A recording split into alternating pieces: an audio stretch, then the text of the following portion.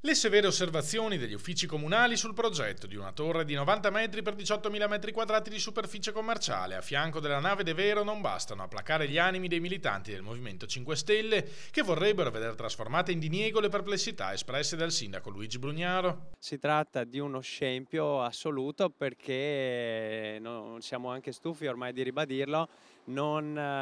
abbiamo più bisogno di centri commerciali in città. Il centro di Mestre e il centro di Marghera stanno morendo dal punto di vista commerciale e quindi dobbiamo investire tutte le nostre risorse ed energie e anche politiche urbanistiche verso la tutela del centro e il rilancio dei centri città. Oltre ai 18.000 metri quadri di attività commerciali, ricorda Davide Scano, ce ne sono altri 7-8.000 che sarebbero destinati a strutture alberghiere, le stesse che in terraferma ormai chiudono per 2 o 3 mesi all'anno perché l'offerta ha ormai abbondantemente superato la domanda. Gli strumenti urbanistici in mano al comune sono in grado di fermare questo scempio e vanno utilizzati. Bisogna stare al passo coi tempi e vedere che queste strutture non sono più in linea con il fabbisogno della città e con quello che richiedono i cittadini e quindi cambiare destinazione urbanistica, avere il coraggio di trasformare queste aree con destinazione commerciale in aree agricole ad esempio o un'area di altro tipo.